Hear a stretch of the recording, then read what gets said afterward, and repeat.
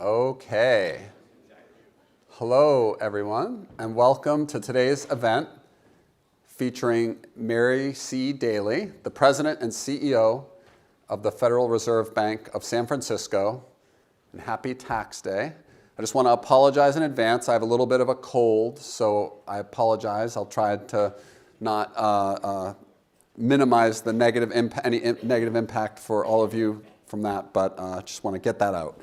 And I hope, today being tax day, I hope there aren't any procrastinators among us out there, but I will admit that I was myself on the IRS site about 2 hours ago making sure to submit in time, and it was clogged up, but it finally worked. So in any case, I'm Mark Duggan, the Trione Director of the Stanford Institute for Economic Policy Research, and I'm so glad that you're here with us today. And just a note before we get started that this event is being live streamed and recorded. I'm really thrilled that Mary Daly is here at CEPR as a return visitor.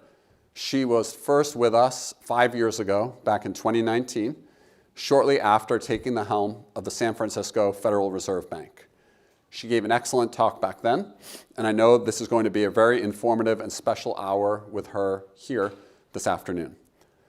Instead of our usual format where our guest makes a formal presentation, Mary and I decided to instead have a pretty broad conversation, sort of a fireside chat type thing before opening things up to your questions. And given my slightly debilitated state, I might lean on all of you a little more than I otherwise would. So thank you in advance for coming up with some great questions for President Daly. Our hope is to cover a wide range of topics that Mary and her colleagues at the Fed are working on and thinking about, and to have this experience very much tailored to the interests of our community here at CEPR. And I want to give Mary a very special thank you, not just for spending time with us here at this event this afternoon, but also for meeting with a group of about 30 Stanford students earlier today. A core part of our mission at CEPR is to create opportunities for up-and-coming economists, students, early career faculty and scholars, and giving our students a chance to spend time with someone of President Daly's caliber is hopefully as inspiring as it is informative to those interested in pursuing economics. We're also deeply committed to connecting our roughly 120 faculty and their expertise with economic policymakers, and Mary's visit with us today is a prime example of how we try to build and maintain that bridge between the university and the policy world. So again, I'm really grateful that you're here with us today, Mary, and I know we're in for a real treat in the next hour. I'm looking forward to hearing your perspective on a wide set of issues, including this country's strong economic growth and labor market, choppy recent inflation numbers, AI's impact on productivity, immigration's effect on the labor market, and so many other issues. But before we kick off our conversation, I think she's here somewhere. Oh, there you are. Okay, great. Mary, let me introduce you to everyone here. As President and CEO of the Federal Reserve Bank of San Francisco, Mary leads the largest and most diverse Federal Reserve District, home to 1/5 of the nation's population. I'm going to give this a try. California, Oregon, Washington, Arizona, Nevada, Utah, Idaho, Alaska, Hawaii, Guam, American Samoa, Northern Mariana Islands, Mariana Islands. Anyway, I think I'm almost there. But it's a lot of territory that she covers, that she's responsible for. And it is, and I lost my, home to 1/5 of the nation's population. She also sits on the Federal Open Market Committee to help set the Fed's monetary policy. Mary began leading the San Francisco Fed in October 2018 and had started working at the bank quite a bit earlier in 1996, first as an economist, specializing in labor market dynamics and economic inequality. She has since served as research advisor, vice president and head of macroeconomics, senior vice president and assistant director of research, and executive vice president and director of research. Through her speeches and talks like this one here today, she helps demystify key issues faced by monetary policymakers, including topics such as inflation dynamics, financial stability, and the relationship between monetary policy and inequality. She is a research associate at the IZA Institute of Labor Economics and has held visiting research positions at the Congressional Budget Office, Cornell University School of Public Policy, and multiple universities and research institutes here in California. President Daly earned her PhD from Syracuse University, a master's degree from the University of Illinois at Urbana-Champaign, and a bachelor's degree from the University of Missouri, Kansas City. She also completed a National Institute of Aging postdoctoral fellowship at Northwestern University. With that, please join me in welcoming President Mary Daly to CEPR and get your questions ready.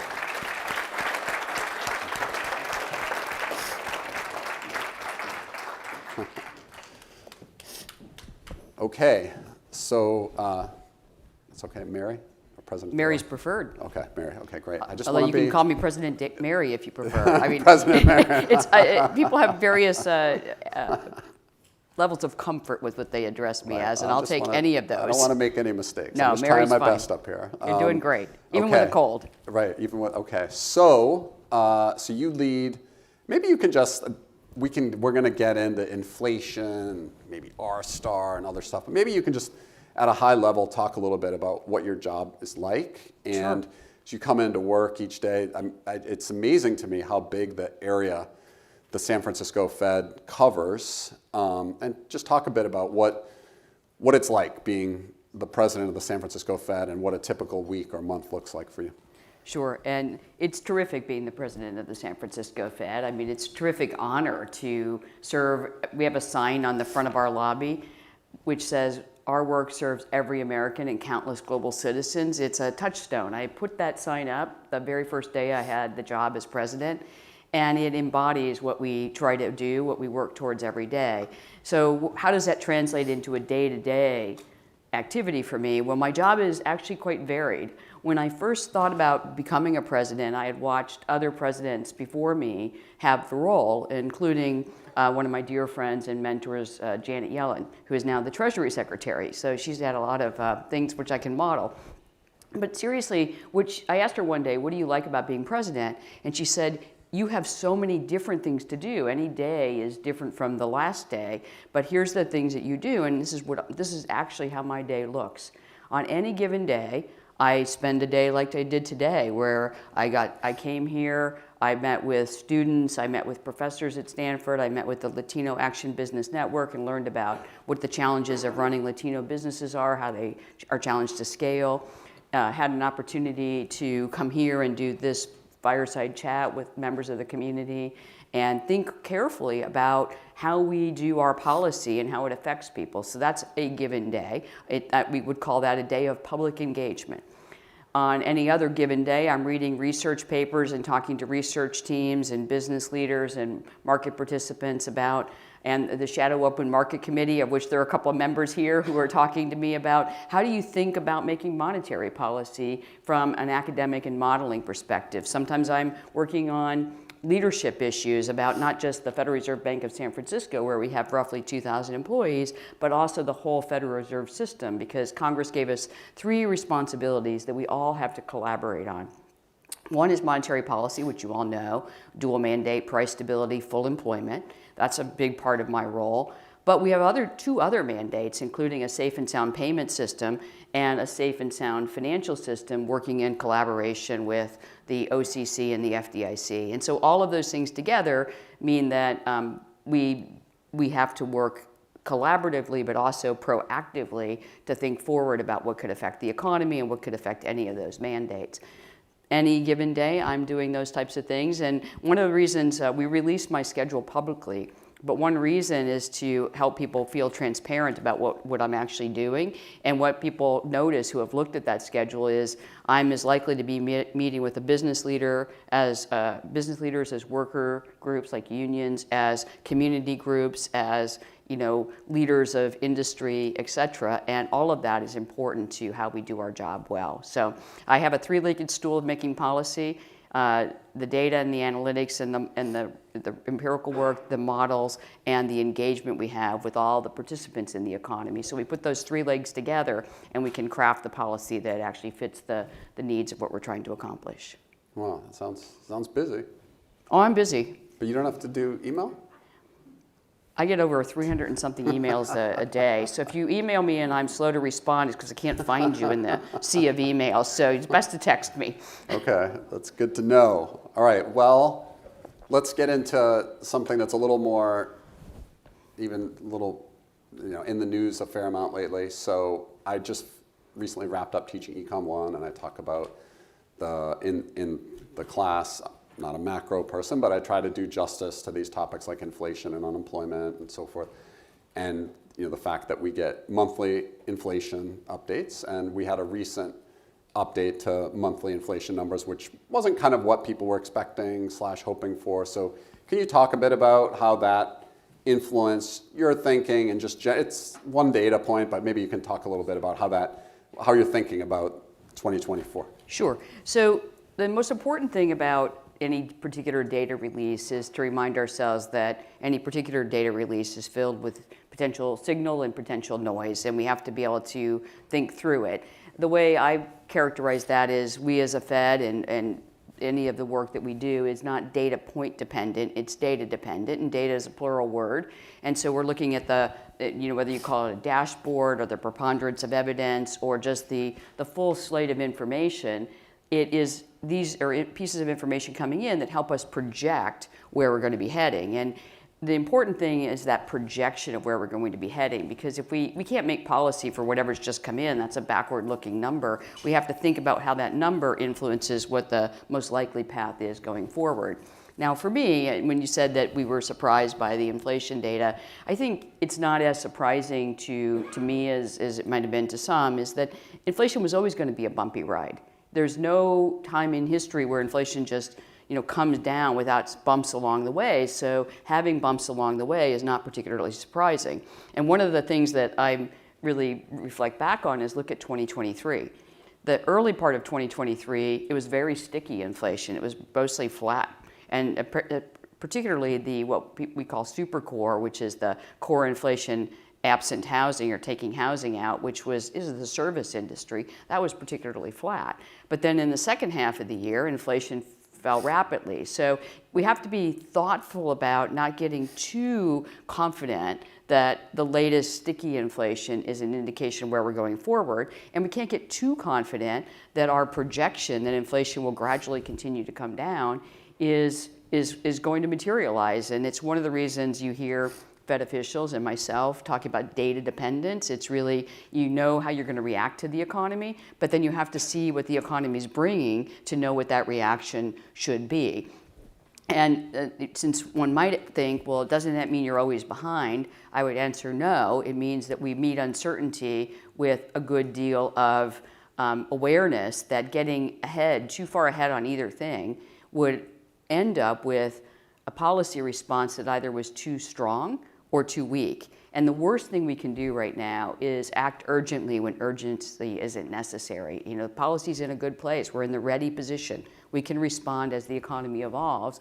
The labor market's not giving us any indication it's faltering, and inflation is still above our target, and we need to be confident it is on path to come down to our target before we would feel the need, and I would feel the need, to react. Right. I mean, to some extent, looking at the monthly jobs reports, it's been kind of incredible to me that they It has been incredible. Like another 300,000 or 280 or whatever. I mean, it's been really, really strong. So sometimes I see those jobs numbers and I think, why is anyone talking about cutting rates anytime soon? So thoughts on that? Well, I think that, the idea that, I think of inflation as the impartial judge in all of this, because one of the things that is true is that the labor market has surprised us over time. I came to work at the Fed in 1996, and one of the early tasks I had was answering questions for Chairman Greenspan's staff about why the labor market was able to grow so fast and not spur inflation. He was talking about the marginally, for those who go back as far as that, he was talking about marginally attached workers and looking at other places where we might get workers coming in because the economy was strong. Remember, we had welfare reform at that time, which put a lot of single mothers back in the labor force. He was looking for opportunities for that to be allowing us to grow faster than the speed limit was written down. And then, of course, we have the productivity boom, which also increased the speed limit. So that's part of what we have to consider. But of course, you can't just be optimistic and say, well, the speed limit's higher, so let's just go for it, and 300's no problem. You have to be thoughtful, and ultimately inflation is the impartial judge.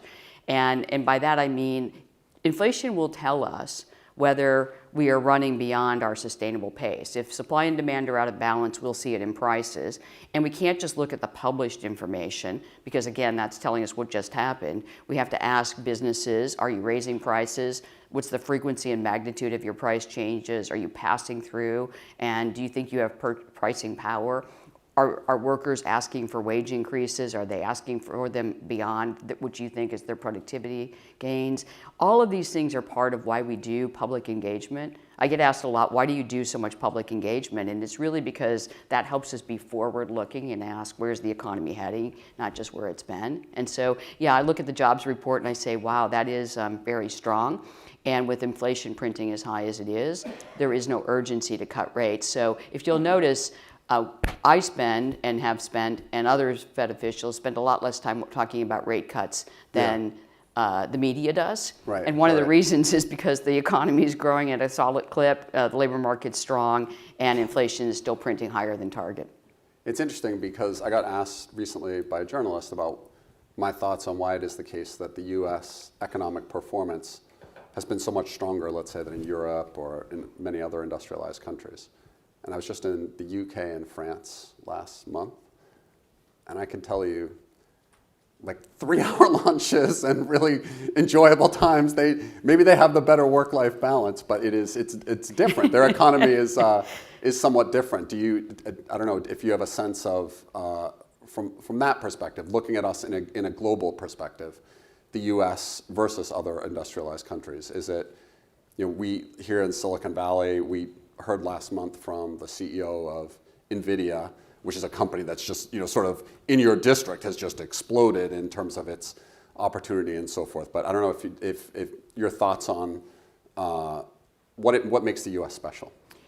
It's really hard to put a point on that right now. We did come out of the pandemic very strong. There was a lot of support offered to the economy, and if you think about the support that the U.S. economy got relative to other countries, we had all countries put in monetary policy support, lowered the interest rate, often did balance sheet policies, forward guidance to support during the pandemic. We also had a lot of fiscal support that was added, which was different than some of our industrialized counterparts. And many researchers have said that was part of why we were able to recover on the demand side, although that demand recovery outstripped our available supply, and so it also contributed to some extent the inflation. But the thing that I think benchmarks that a little bit is inflation's risen in all the countries, not just in the U.S. So it's not simply a reaction to that kind of support.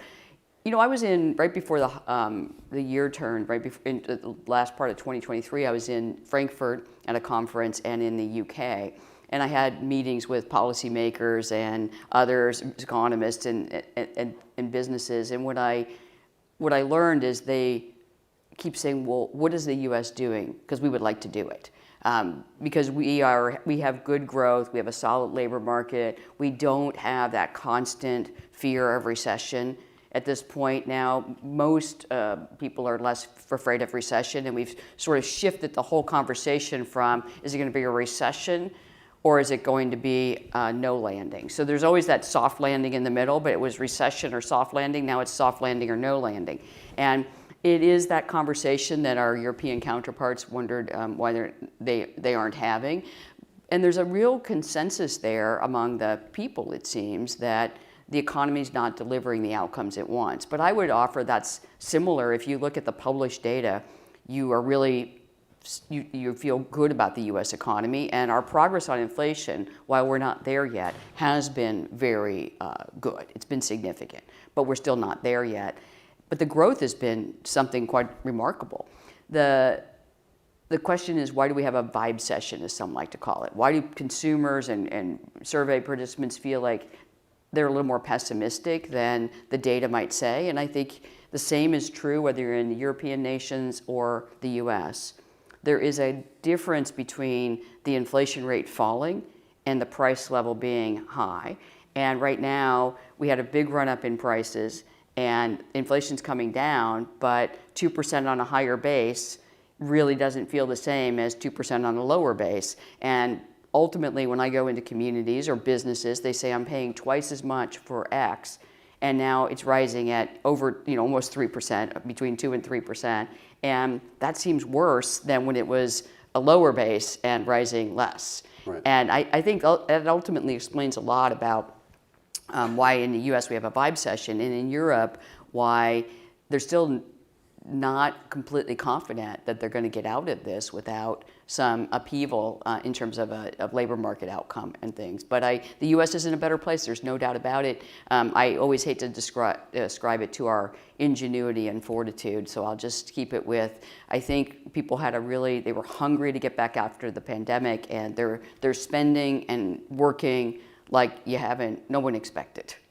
If I had been there, I would have said that they need to get in and out in Subway so people can get their lunch in 20 minutes and get back to work and not have to spend 3 hours getting lunch every day. Yeah, and efficiency on the lunch. But it was enjoyable, but it just, anyway. You get better treatment than I do. When I was there, I had to eat my lunch during the business meeting, so they keep me working, Okay, yeah. I get a high rate of return out of public service. There's time is money. It is, maybe you can talk a little bit. I'm going to get to a question about R-Star, but before getting there. R-Star, wow. We are going full bore. Yeah, we're going to go get into the I nuts my and bolts t-shirt. of monetary policy. But maybe you can talk a little bit. I mean, one thing that is very different in the U.S. economy now than the last time you were here is the interest rates being much higher, and that is affecting consumers through vehicle loans, through credit card loans, through mortgages, and so forth. So can you talk a little bit about how you're thinking about the interest rates? Because some have said that inflation doesn't necessarily incorporate that real cost to consumers, and your thoughts on that? Well, I mean, ultimately, and this is just a reality of central banking, and especially central banking in the United States. So we have congressionally given 2 mandates, full employment and price stability. And we have one tool, the interest rate. Now we have other tactical ways we can accomplish accommodative or stricter policy through the balance sheet and forward guidance, but you can really think of it as we have one tool and 2 goals.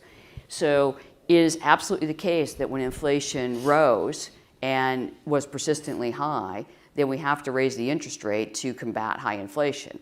And ultimately, when you raise the interest rate, it filters into car loan rates, mortgage interest rates. You see it almost immediately in mortgage interest rates. And in fact, it's just a great reminder of how this all works. In November of 22, we start raising rates in I see I lose track of the years, but right before we raised interest rates for the first time, we said we were going to begin raising interest rates. And in that November, the mortgage interest rate rose and refinancing completely stopped in the next couple of weeks. And then, of course, that filters into home price appreciation, et cetera. So even with just the acknowledgement that interest rates were going to go up, you saw that immediate effect.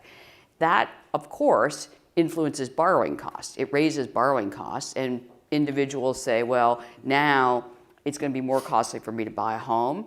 And I say, it is. And I was just up in Portland, Oregon, giving a talk on housing at a national conference for community development. And that was a critical issue there, is how is the Fed's raising interest rate helping the housing market? And my answer is the same. The housing market is high for 2 reasons. One, I mean, housing costs are high for people for 2 reasons. One is the mortgage interest rate's high, and that affects, of course, building and purchases if you want to buy a home. But raising interest rates to get inflation down is a temporary situation. As inflation comes down, we will be able to normalize the interest rate. But housing prices were also high because there's a very large imbalance between the supply of housing and the demand for housing.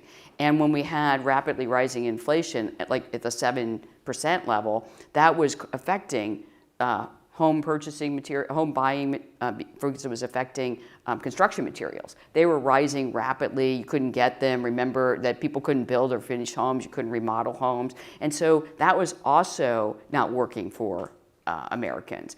So this is a remedy to get the inflation down, but we will be left with something the Fed cannot control, which is, or doesn't have a lever to pull, which is we still have a large imbalance between supply of housing and demand of housing. And that's not simply a Bay Area problem. That's across the country. In preparation for this housing talk I gave in Portland, I was looking at survey evidence from across the country, and I found a survey done by the Cato Institute, and it found that 87% of Americans, when asked, said that they are worried about housing, the cost of housing. And that was true across demographic groups, age, income, whatever state you're in, geography, rural, urban. There was no group in the United States who they surveyed that wasn't worried about housing and the cost of it. And that just speaks to you. And it's been going on for a while, and that's more about the imbalance between supply and demand. We will, working hard to do our part. I am working hard to do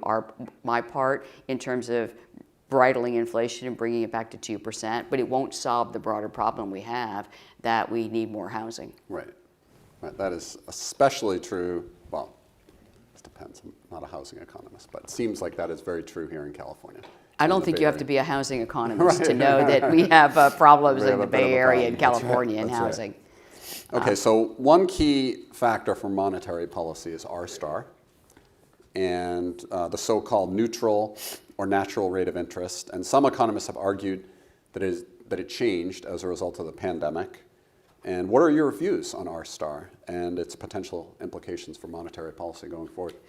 Well, earlier today in a meeting I had with faculty, which was fantastic, John Taylor asked the question, what should we be studying? What do you think about? And I said the two things that I think we really need to study, that we need more of, and love the research community to help, because as a Fed official, what do I need to know more about? There are two things, really. What is the long-run neutral rate of interest? So if you came prior to the pandemic, the neutral rate of interest had been coming down, and most countries were writing down a very low neutral rate, around 0.5 for the US was the number.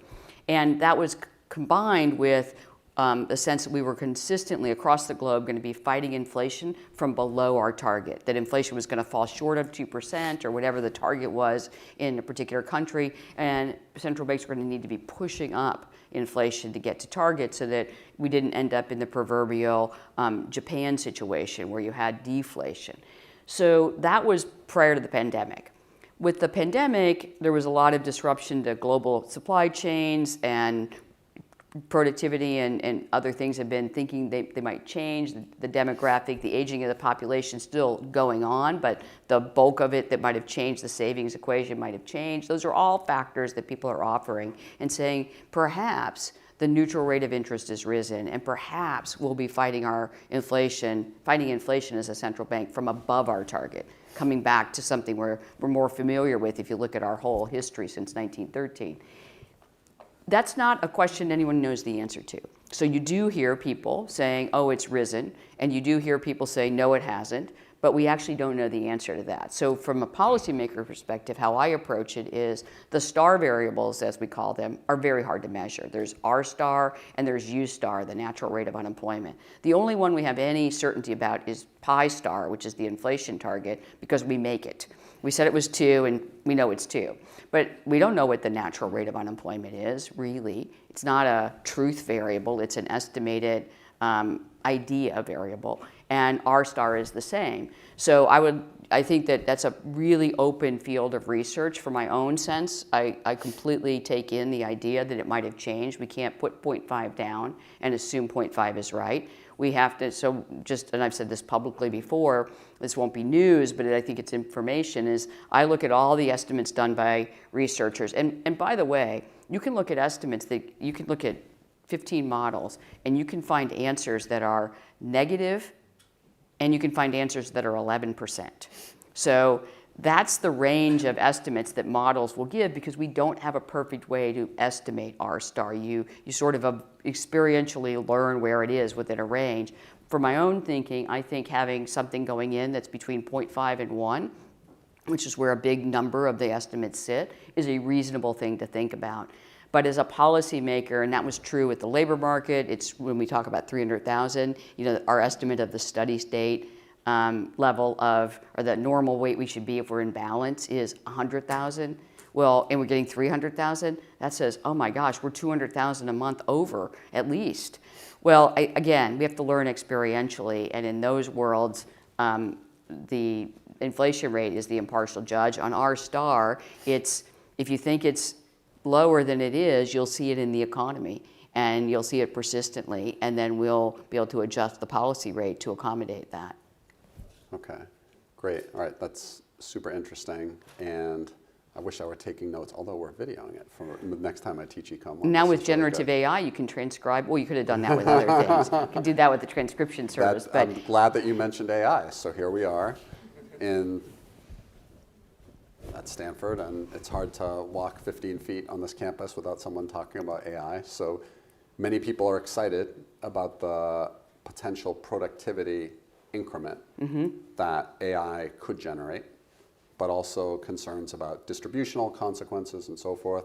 Can you talk a little bit about your thoughts on AI and its impact on the economy? absolutely. So, when I think about AI, I always go back to how we think about technologies in general. And you have to look over the whole history. You can go back to any general purpose technology, which is what some offer AI is like. That would be the steam engine, electrification, et cetera. Or you can go back to computerization, which is a different kind of technology, but still something that boosted productivity and led to distributional consequences, as you know. So when I look at technologies over time, we know one fact for sure. Technology on net has never reduced jobs. It's always added to employment. But the next piece of that sentence is also critical. So it never reduced jobs on net. But the timing between when the jobs are replaced, when they're augmented, and when they're created can be distant. And the people who are affected by the replacement may be different than the people with the augmentation or the creation.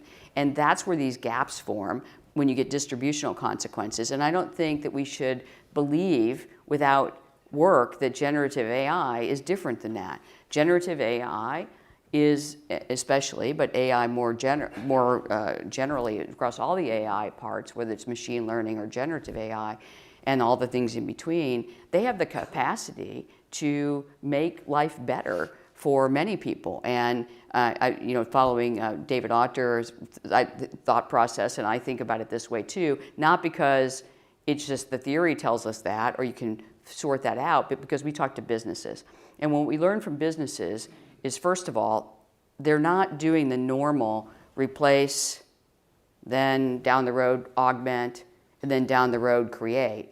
They're doing those things together. So because they're really thinking about this from a skills perspective and a tasks perspective.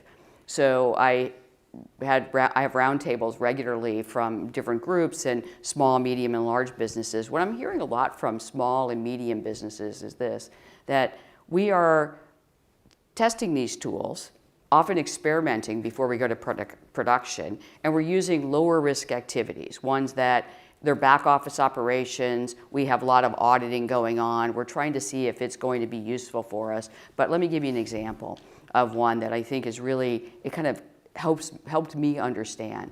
So we have a business that is, it's a big retail outlet, and they do their own brand, and then they also have other brands, and they have a big retail outlet. They have over 150,000 items for which you need a SKU and you need a description, because they have a big online presence. And even in your store, you need a description. So all the items they have aren't fascinating to write about. Sometimes it's a screw that replaces a previous screw for a part you bought that the screw fell out. So that's not all that interesting to write about, but it still has to be written about. And then there's really cool stuff that's sold, which has high margin, right, and is more fun to write about.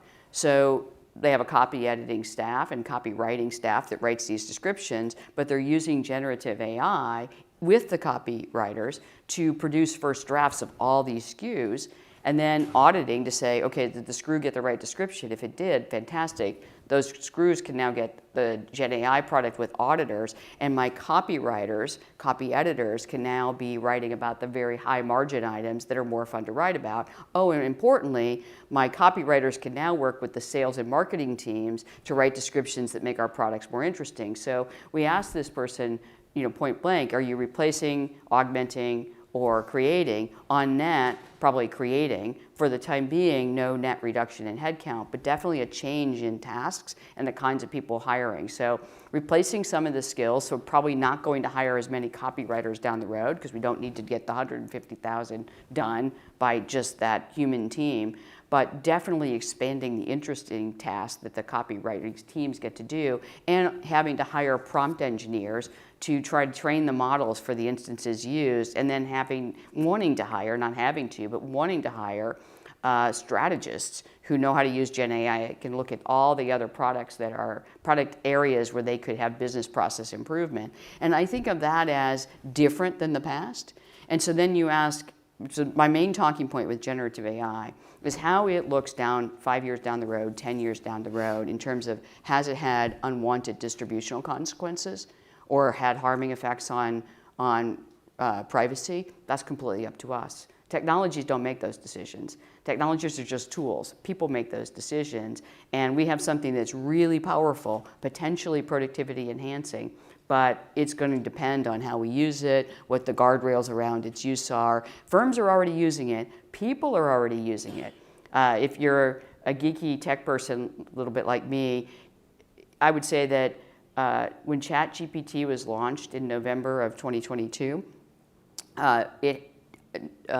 natural language models, generative AI had its eternal September moment. And if you don't know what eternal September is, it was when AOL mailed out the floppy disks for all Americans to get on the internet, and everybody who was on the internet said, where did all these people come from, and why are they asking these questions? So before, it had kind of been the parlance of an academic world. And why did it come in September? Because every September, new students would come to universities and get on the internet, but then all of America got on the internet. So I think that ChatGPT being launched, and you could get it on your phone, has left consumers and workers able to use things that they are bringing into the workplace, and now businesses are trying to harness and leverage that as fast as they can. That's great. Okay, so I'm going to have a couple more questions for Mary, and then I'm going to open it up. I'm going to drink out of my goblet of wine. I know, it's pretty nice. It is. I don't think it's wine. But Oh, it's not wine, you're right. Water. I'm sorry, I meant water. Yeah, yes. Maybe they spiked yours with something. No, they didn't. It's just water. I'm just being very clear. Plus, this is like a week's worth for me if it was wine. As a Syracuse alum, I really want to ask you about Stanford's upcoming move to the ACC and the consequences, but we don't have time for that. So we're going to get on to immigration. So we've gotten over the years. We went from football to that. You never know. I mean, I'm a huge sports fan. I never quite know what I'm going to do up here. So we've gotten boosts to the labor market from immigration, but immigration is highly uncertain, and it varies for many reasons, including politics and policies that get implemented. And additionally, labor force participation varies a lot for reasons that have to do with lots of factors, including what government policy is, what fiscal policy is, the tax code, safety net programs, and so forth. Those are highly uncertain, constantly moving variables. Can you talk a little bit about how you think about those in the context of how that influences your thinking about monetary policy? Sure. So I start with the idea of, back to that thing we started with the speed limit. So how fast can the economy grow? How fast can the labor market grow? How many jobs per month can we add without spurring inflation? And if you look back last year, the labor market remained robust and continued to add jobs that were outpacing the estimated number by any forecaster about how many jobs we could add each month without spurring wage inflation and ultimately price inflation. Well, when you look back at 23, you recognize pretty quickly that that was in part because the labor force grew faster than most everybody had projected. That faster growth was related to two things. Increase in domestic labor force participation, so more people participated than were assumed to participate, because remember, we have that tsunami of the aging of the baby boom coming through, and that should pull participation rates down. But they were flat and up for prime age workers, those between 25 and 54, which I don't enjoy the characterization of prime age as much as I did when I was in that age range. But there it is. Hanging on. That's what we call. That's what we call it. So that's how I was trained to call it. So that's what I call it. But if you think about that was a positive supply shock. That was a positive boost to labor supply. We also had a very positive boost to labor supply from immigration flows that came into the country that were not anticipated. So that helped us grow, the labor market grow fast, expand quickly without spurring wage inflation. And as you remember from last year, probably wage and price inflation both slowed. So the question is that going to continue? And there I think it's quite uncertain. If you look at the numbers on labor force participation, we have re-achieved our pre-pandemic levels, in some ways surpassed them. Now, a strong economy, in addition to all the things you named, a strong economy is one of the features that brings new labor markets in or re-entrants in, right? If there's a strong economy, people come back. If you think back to the pandemic, we were talking about these individuals would never come back. They were going to be afraid to come back to the labor force. There was the Great Resignation. People were just going to live forever off doing I don't know what, but they were going to do this. And of course, none of that materialized because the labor market kept being strong. People got through that pandemic phase. Health improved, opportunities improved, and people came back.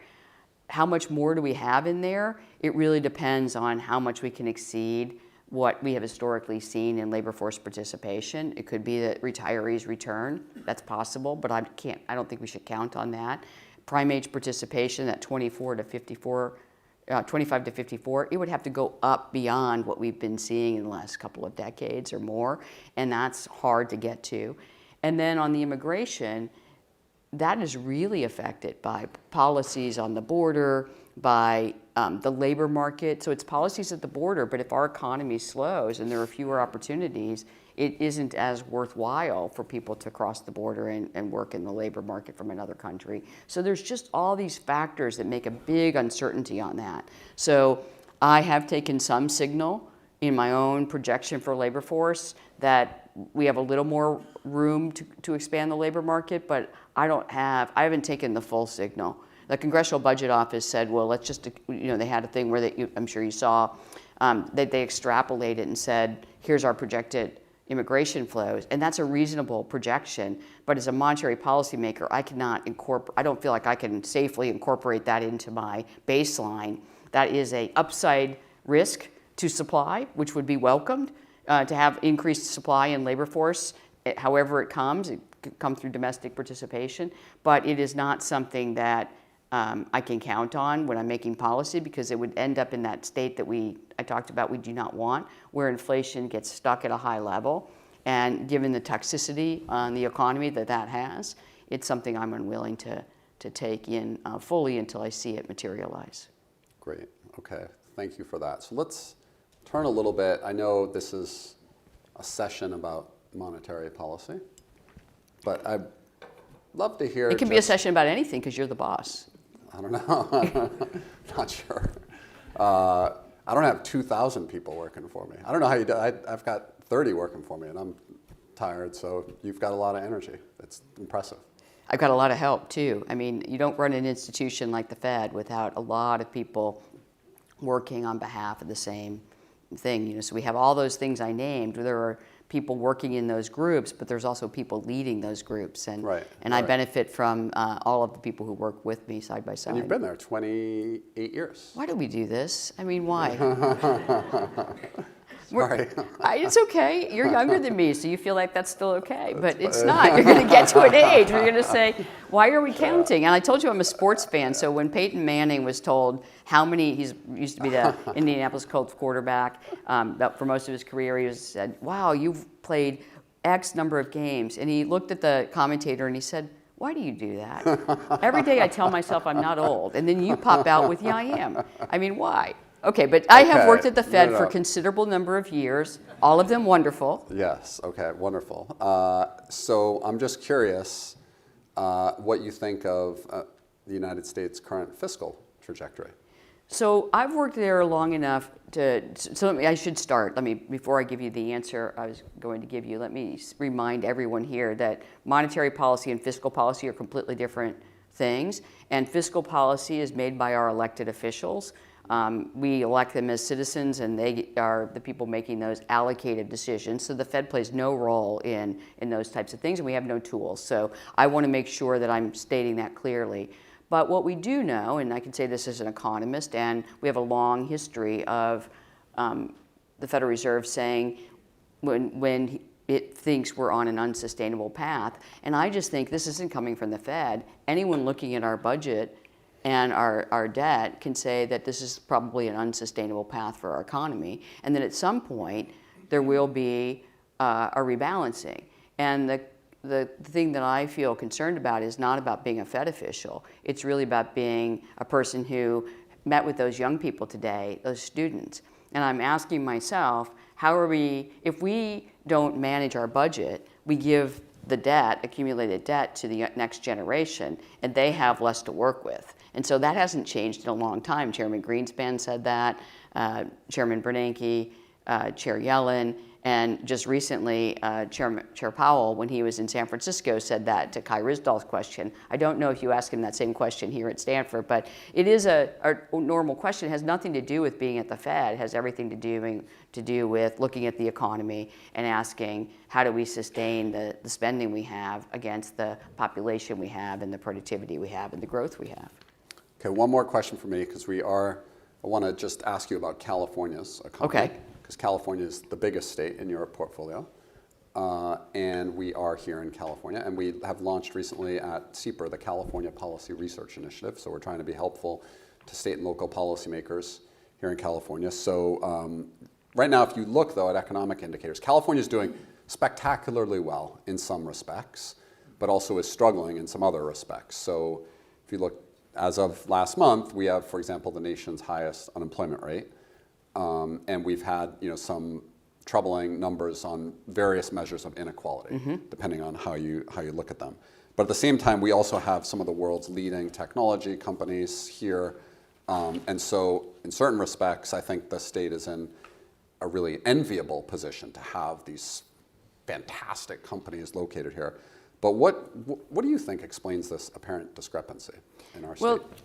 As you said, I've been in California since 1996, and one of the first tasks I had was to, as an economist working at the Fed, was to try to explain why, when California had all the tech companies, all the ones supporting the computer revolution and computerization and ultimately the dot-coms, why there was growing inequality, why there were people who weren't able to take advantage of that, and why, if you can go back in that time, you remember housing prices I couldn't even live in San Francisco. I couldn't afford it. I moved first to Oakland, California. I've been there ever since. But the reason I did is because San Francisco was completely unaffordable, because people with larger salaries and more rapid growth were getting those places.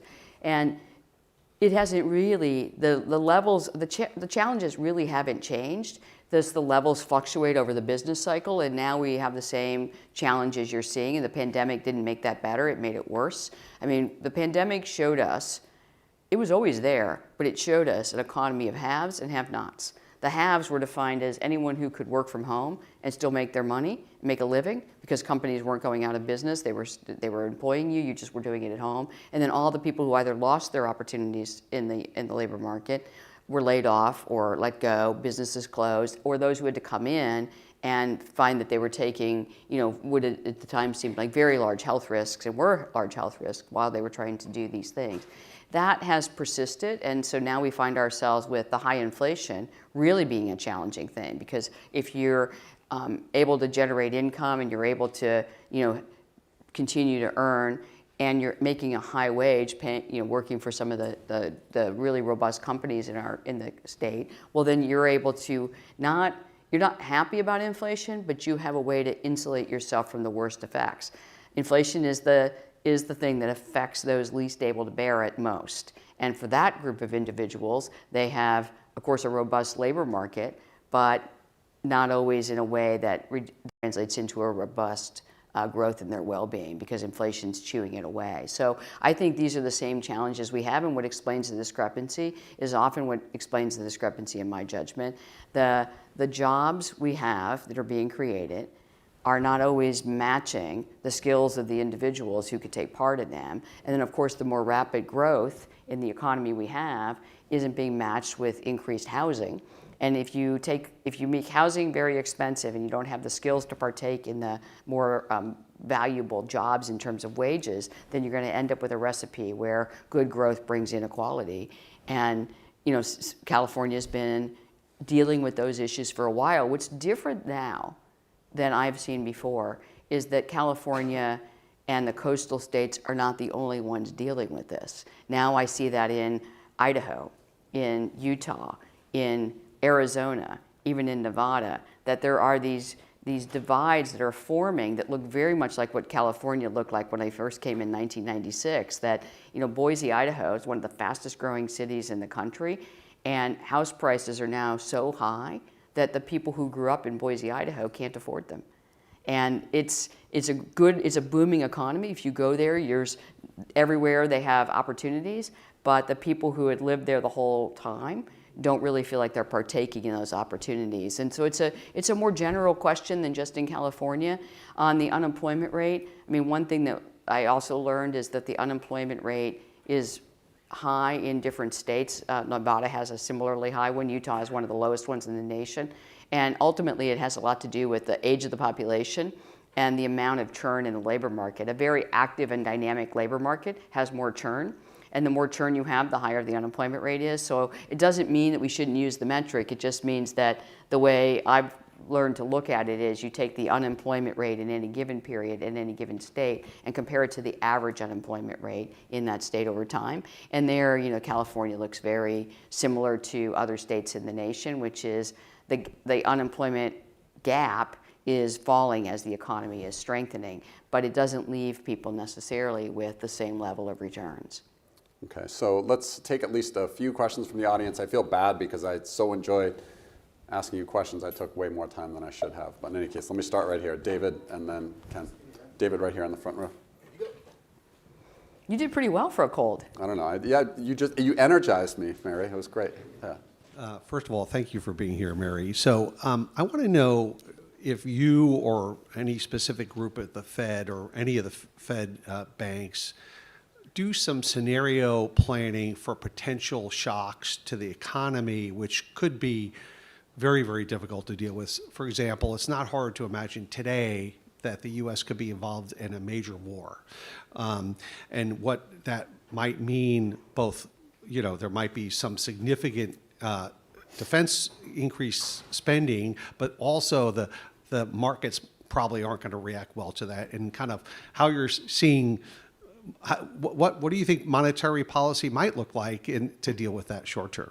So, one of the things that we do on a regular basis is we have these, large research teams.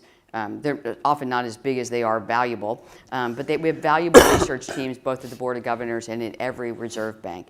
And those research teams, and you have the research being done, whether it's in supervision and financial markets or the payment system or for economic research related to monetary policy. And these research teams are tasked with studying the economy we have, but doing scenario planning for the economy we could have. What if a shock occurs? But one of the things there's so many possible things that could occur, and you don't want to spend your time doing everything. So when you're thinking about scenarios, you're really focused on what are the ones that have some likelihood of occurring and have the biggest risk to the U.S. economy. And so definitely the pandemic was not one we had modeled, but it's one we could throw our whole energy behind and say, okay, what happens if it continues to go? What happens if it resolves quickly? And so that work was done. We regularly model ones with what if there's a global decline in growth? Global growth slows, China slows, et cetera, in a way that's outside of what we want.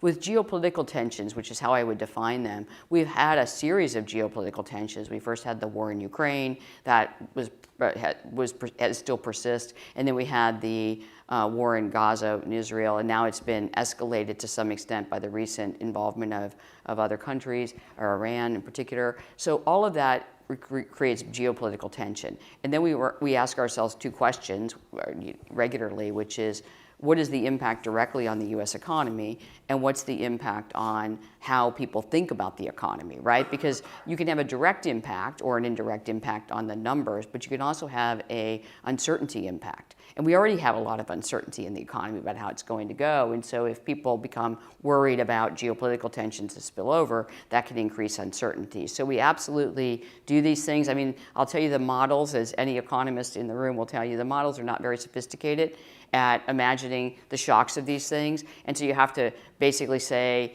it's your model's working, but what if it stops? And then you say, what can we do? So most of the work that I think about is talking through and evaluating what the past impacts have been. Why do we think the impacts could be greater or smaller than the past would tell us? And what are the things that we would need to do if that should materialize. So far on the geopolitical tensions, I'll just say that the first and foremost thing is for the people, first and foremost, my heart goes out to the people who are suffering because of these conflicts and these wars. This is, hard on this, but so far I don't see direct impacts on the U.S. economy at this level of escalation. Okay, but Ken is next. I think Ken had a question. Okay, we got Tom. 5 minutes. Yeah, so we I'm got. gonna go Maybe we can get a super couple fast. questions. Yeah, Ken get and a then couple Tom. questions. Yeah, I'm Ken going to do and the then speed dating Tom, version and then we're of going it. to try to. I'll speed run date two quick questions. One is, a lot of businesses create targets as ranges. Why not create an inflation range of 2 to 3%? And the second question, very quickly, is I listen to Jamie Dimon. They have gobs and gobs of data. Do you ever look at how your data compares to some of these major banks with all the data they create? Can we try to? Okay, great. And can we try to get Tom's question here, and then I'm going to try to get over here too, but we'll see. You're going to have to 'Cause help me remember. And we've got, okay, Tom, right here. Mine's on the state of commercial banking in the country and getting your sense of how concerned you are. We've all watched Silicon Valley Bank, get started, excel here, and then fall apart. But the number of small banks that are closing as interest rates, as they loaned a lot of money at low interest rates, and now interest rates relatively going through the roof, a lot are closing. How worried are you about that state of affairs and where we're going from here? So let's take a couple minutes on those, and then we're going to try to get a couple Okay, more questions. on the inflation, changing the inflation target, not now. I mean, really, we had a discussion about these things in the framework review, and 2% is the target we've chosen. There's no way in which I would support changing the goalposts while we haven't achieved them. That is, the most important tool we have is our credibility with the public. And if we change the goalpost when we haven't achieved the goal, that will damage credibility, which is not worth it at this point.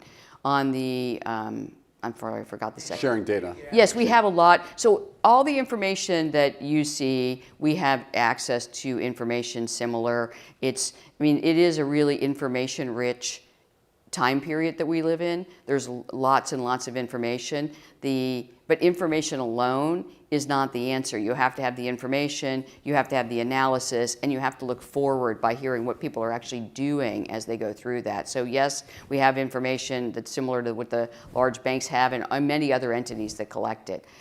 Commercial banking. On commercial banking, the strength of our economy, as many before me have said, and Treasury Secretary Yellen, Vice Chair Barr, Chair Powell, all of the actors, the strength of our system is built on the fact that we have banks of various sizes throughout the communities doing different things for different groups. So absolutely, there's a commitment to continue to support those institutions and ensure that they are. We have over 4,500 banks in the country, and only 3 failed. And the thing I take away from that is that it is a strong and sound banking system. There will be consolidation. There will be banks that say it'd be better if we were larger, but I haven't seen the full-scale result of that fear, which I do think is out there, actually materializing. We still have banks of various sizes, and in fact, this morning or this afternoon it was, in the Latino Action Business Network, I heard that some of their partnerships are with community banks, and they see the strength of community banks because community banks form relationships and are more willing to lend to groups that aren't as well established. So I still think that sector has a future. Great. Okay, question from Pitch, and then I'm going to try to get in. I thought I heard you use the phrase neutral interest rates earlier on. What's the neutral interest rate? Okay, it's an interest rate at which it's neither restraining nor stimulating the economy. So what is the interest rate when there are no shocks in the economy and everything is just in its equilibrium? So if everything is where it should be, everything's back to normal, inflation's not too high, the labor market has got full employment, and the interest rate is just where it would be from the foundational factors in the economy, our labor force, our productivity, the things that we're capable of, then that would be the neutral interest rate. And it rises and falls with the demand and supply of funds. If you've got a lot of funds, a lot of savings available, and not much demand for those savings because nobody's innovating, nobody's borrowing, then the neutral interest rate falls. If you've got a lot of demand for funds and not as many funds to be had, then the neutral interest rate rises. Great. Okay, so You must have define it. Neutral interest rate, you must be able to state what that is at some point in time. Oh, what is the number? What is the number right now, but how do you define it? Unfortunately, just the way I said, which means Yeah, that we'll come back, Pitch. Let's come back after- we'll come back after. afterwards. I'll Yeah. talk to you more about So it. But unfortunately, I have yeah. no better answer than that because it's hard. okay, one more from and are you a student? You're a student. Okay, good. I think so. Yeah. Okay, we'll get so Kevin and then the student. We got to get a student in here. Kevin. Well, thanks a lot. You know, as we've calmed down the overall economy, healthcare stood out as one area of high inflation. And because of insurance, it seems like it wouldn't be sensitive at all to interest rates. Like, how are you looking at healthcare as a driver and thinking about whether, you know, if we're going to collapse the economy just so the healthcare costs come down? Great. Thanks for that. And then the student questions. Yeah. Hello, President Mary. Thank you so much for being here today and for sharing your thoughts. I've read that you focus a lot of your work on the gap between employment and wages between the different demographic groups. And that brings me to my question in the future. How will you keep addressing those income inequalities and economic inclusivity, especially with the technological displacement from AI? Okay, thank you. Okay, so healthcare. So healthcare is a interest rate insensitive sector generally, and so it's a sector that is not going to respond that much to our movement of interest rates. One of the things we see is that a good portion of the jobs, a disproportionate portion of the jobs being created right now are being created in healthcare because we have a lot of needs for healthcare as the population ages. How we solve that financing problem is something that our fiscal agents have to think about because it is not something that the Fed can do. It doesn't even respond to our interest rate policies, but it's definitely something, you know, Mark asked me about the big problems that fiscal agents, like the debt and the deficit. I think another one, and we've both studied over our career, the entitlement programs and the government programs, and healthcare is one of those things that we will ultimately have to wrestle with, but again, that will be the fiscal agents, not the Fed on that. On the question of the gaps, you referenced my research, and I have done research on this with many co-authors in my profession, but essentially what we've found over time, and this is how I'll end it, is that I work at the Fed, and so I have one lever, the interest rate to create the conditions of a sustainable economic growth path with full employment and price stability. The good aspect of that I keep coming back to is that a long and a durable expansion is the thing that you see closing those gaps. So if you looked at any gaps in the economy, they often and almost always close as the economy's expansion continues because more people get opportunities. And so it's one of the reasons that I've repeated so many times, our goal right now is to restore price stability as gently as we can. Because the number one problem with the gaps is they rise in recessions. And so the fact that we can avoid a recession if we work to do that and we bring inflation down, that would be the best way that the Fed, in my judgment, can contribute to those long-term goals. Amazing. Thank you so much. Give it up for President Mary Daly. Thank you. And we'll hope to see you in a few weeks for our next event with the first Deputy Managing Director of the IMF, Geeta Gopinath. And until then, have a great couple weeks. That was great. Thank you so much. Yes.